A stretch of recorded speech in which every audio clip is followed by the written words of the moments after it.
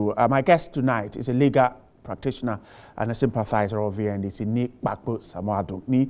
Good evening. Good evening. Grateful for your time. I'm really grateful to you. All right. Now, how would you describe this reaction of the leadership of the NDC? Well, I call the leadership of the NDC a leadership in transition. You know, their mandate ends by next year. Right. So basically, just like the government is in transition, they are leadership in transition. They need to manage affairs as we go to another Congress to elect new leadership. Right. So definitely they will be doing what they are supposed to do. Whether they are addressing the core issue... If you say they'll be doing what they are supposed to do, exactly what is that? Are they addressing the fundamental... Their reactions to the issues after the electoral defeat? The issues for me, I think, is not... our leadership is not focused the way it should be focused. You are in opposition.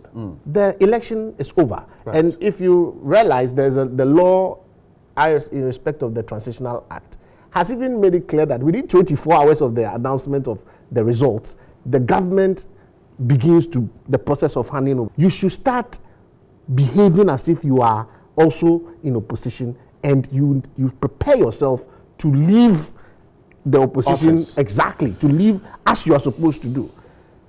As an opposition party, your challenges are completely different from a ruling government's challenges. As an opposition party, number one, you have to reorganize. Right. You have to find out what the problems were.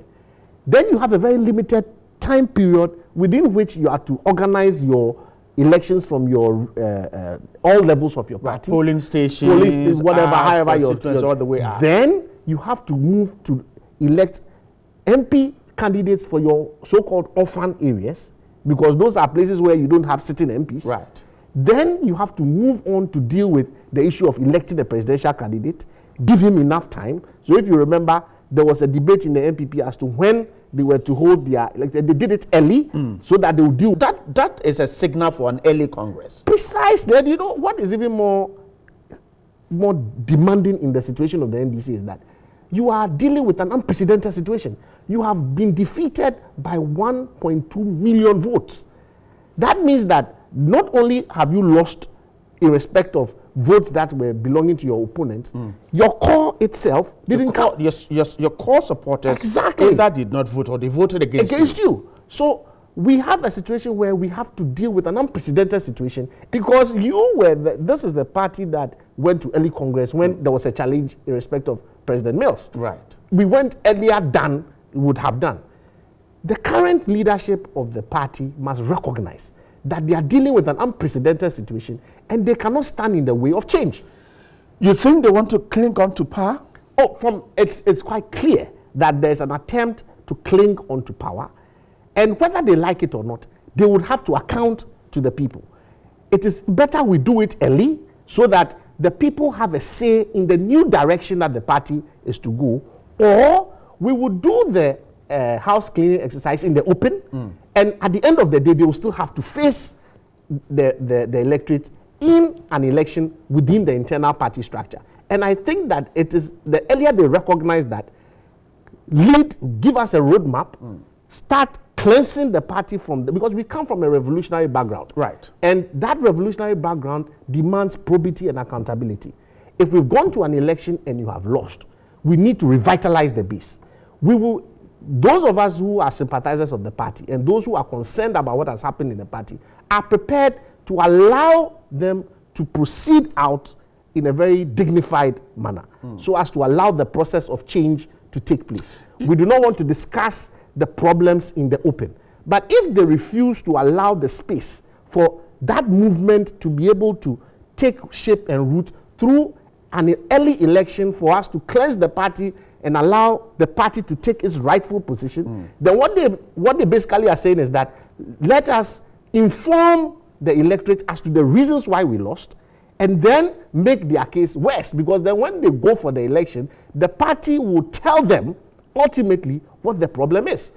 You do not think that the executive needs some time to fish out reasons why the party... They cannot be the people that will lead the reorganization, because they have virtually no connection with the party at the moment. How? There's a disconnect. How?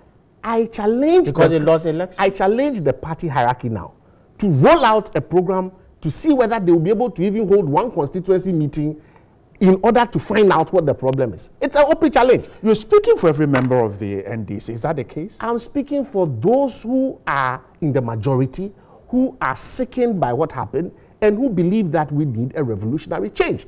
And we need that revolutionary change starting from the base up. This is a very simple process. Roll out a program, an early program, give us a timetable that says that you know you are going to hand over in 2017. Whether they like it or not, they will face an election. It's either they realize the scheme of things and realize early that they will give us an early timetable, let us roll out from the base up. We have our quick internal elections, deal with all the levels, deal with the orphan constituencies. Then we hold a presidential congress. We finish up all those things. At least, I believe within the first 4 quarters of next year, by 2017, we should have wrapped all these things up. Then we leave our MPs. You know, the MPs are going to lead us in opposition. Then we can do internal healing. The new team with the new mandate would go to our base, re-energize the base, heal us internally. Then we will begin to engage with outsiders in respect of people outside the party. We're talking about democracy, but you're talking as if every member of the executive in office now will lose his or her position. I can say with all confidence that if any of them offer them, and that's why I think it's a very simple thing. We've lost an election. Take it as if it's a referendum. You are definitely going to face the electorate in 2017.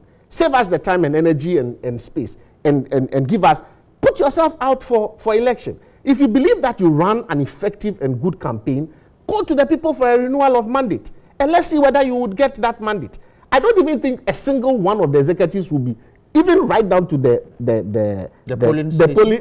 branch levels, would even be re-elected. I see. The anger is palpable and you can feel it. The only thing we are all trying to do is to manage the situation. Trying hard to say that, look, the way to heal and soothe the anger is to give everyone the opportunity to know that you don't intend to hold back their right to take part in the process. You intend to roll out a timetable, allow the party to give a referendum. Do they want you to be the persons to lead the said reorganization and rebranding, or you want the new face, new persons to lead that particular drive? I can assure you the particular revolution that is about to take place in this party is going to be explosive. I see. Let's look at this. The party is yet to find reasons why it lost the election. You see, and yet, you seem to be suggesting that the executives should step aside. They are not. See, the executives are going to be the ones. The fault is from the executives. See, the executives are going to roll out a road plan, a roadmap for elections. These executives, whether they like it or not, are going to have to give way in 2018 because they have to go for an election. They have to go for an election. They only have 1 year to go. Okay. So you either roll out whatever, and if you wait, you cannot wait until your term is ending before you roll out a roadmap for the election. Because what you'll be doing is that your tenure of office would have come to an end. This is the time to roll out the roadmap. Roll out a roadmap early so that the party can heal from within. Because this is not a situation where you lost the election with maybe 200,000 votes, 300,000 votes. So you could say we could manage the situation and just do a quick turnover and then find the reasons for the loss. This is a situation where you have lost 1.2 million votes. It means that internally you are bleeding before you are bleeding externally. I see. You have to heal internally. And that healing process cannot be, you see, because the persons who are aggrieved are your members. You caused that particular problem because you were the leadership. Are you fit and proper to be the persons to go back to them and tell them that even though we caused the problem, we are the same persons with the solution? I see. In respect of the unprecedented nature of the problem. That is, see, you are not dealing with normal times. You are dealing with a situation where you've lost 1.2 million votes. The opposition, as it was then, is now having 171 seats in parliament, who are even our front benches. So we have given our MPs an impossible task. Let us allow them to grow and develop there. But there must be a distinction. That's where we have a problem. There has not been a distinction between the party and government. So we do not have a situation where the party has been able to maintain its strength and stability. Because most of the problems that we have faced as a party has been because we don't have a strong party. We have a situation where we have persons both in government and in the party at the same time. If the government is born out of the party, how do you discipline someone who is in both the government and the party at the same time? I see. Compare that situation to the NPP. The NPP has managed to have a core of a party structure that has always been stronger than the government, so that it is able to discipline the government when it has to.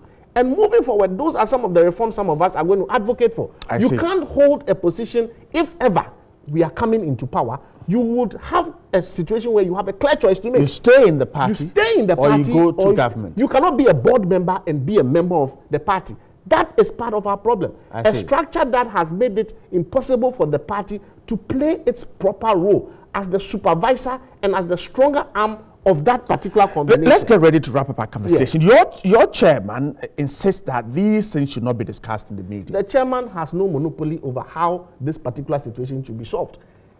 What we are dealing with are unprecedented times. That is why some of us who are not even frontline members and have all had to come out. Because this particular defeat is a defeat that hurts. You don't think this issue should be discussed internally? The elders of the party, Isifo Ali and Co should sit down and deal with this? I believe that they are even the ones who might even be screaming more for an early Congress. Because at the end of the day, if you don't have an early Congress, you cannot...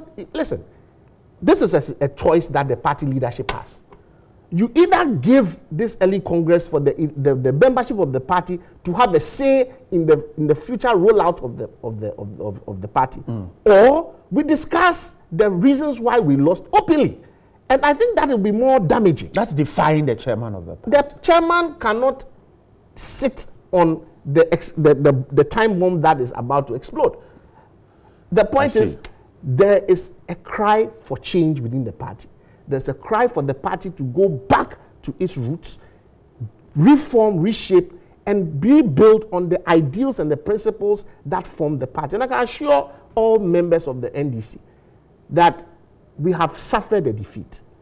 However, there are some of us who have decided that we are going to do whatever is possible, internally and externally, to ensure that the party regains its true position in Ghana politics as the true and number one party. And we are going to start internally. We are going to start a process where we are going to change things in the party. We are going to revolutionize the party.